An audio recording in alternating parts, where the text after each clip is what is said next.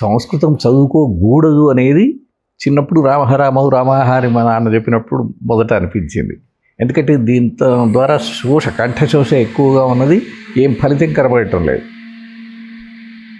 On the other hand మరి రింగా రింగా roses లాంటి పద్యాలు చదువుకున్న వాళ్ళకు ఉపాధ్యాయుడి దగ్గర నుంచి ఎంతో ప్రోత్సాహం కూడా దొరుకుతున్నది. ఈ మెడికల్ కాలేజీకి వచ్చిన తర్వాత ఇందాక తమతో మనవి చేసినట్టుగాను ఎనాటమీలో సాంకేతిక పదాలు, ఫిజియాలజీలో సాంకేతిక పదాలు అన్నీ చూస్తే అన్నీ సంస్కృతమే. సులువుగా అర్థం అవటం మొదలుపెట్టింది. ఇది చాలా ఉపయోగకరమైన భాష అనిపించింది. ఇంకా చిన్నప్పుడు కొంచెం గట్టిగా చదువుకుని ఉంటే ఇంకా బాగుండేది కదా అని కూడా అనిపించింది. తర్వాత సంస్కృతంలో ఆ రామహరామవు రామహ అనేది కంఠత పట్టినప్పటికీ తర్వాత కొన్ని శ్లోకాలు కూడా అవి నేర్పారు కదా. అది భాషలోకి ప్రవేశించేటప్పటికి అది ఇంగ్లీషు భాష కానీ సంస్కృతం కొద్దిగా వచ్చిన వాళ్లకు ఇంగ్లీష్ ఏముంది చాలా సులువుగా వచ్చేస్తుంది.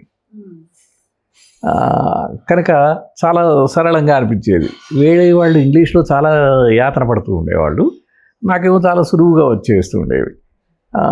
అలానే తెలుగు భాషలో కూడా కనుక దాన్ని చూసి కూడా అనిపించదు సంస్కృతం కొద్దిగా పరిచయం అయినందుకు బాగుంది అని నాకు జ్ఞానోదయం అయింది. బహుశా చక్కగా భాష వచ్చి ఉంటే భావ వ్యక్తీకరణ సరిగ్గా చేయగలను అని. డెఫినిషన్స్ అందరూ బట్టి పెట్టేవాళ్ళు, నేను బట్టి పెట్టేవాడిని కాదు, అర్థం చేసుకునేందుకు ప్రయత్నం చేసేవాడిని. దాంతో చాలా సులువుగా ఉండేది. నాకు ఎప్పుడు ఫస్ట్ ర్యాంక్ వస్తూ ఉండేది స్కూల్లో కానీ కాలేజీలో కానీ. మా నాన్నగారు రోజు పొద్దున వేదము, స్కూల్కి వెళ్ళేంత వరకు కూడా వేదం, తర్వాత స్కూల్ నుంచి వచ్చిన తర్వాత శాస్త్రము లేదా కావ్యము అవి చెప్పేవాళ్ళు.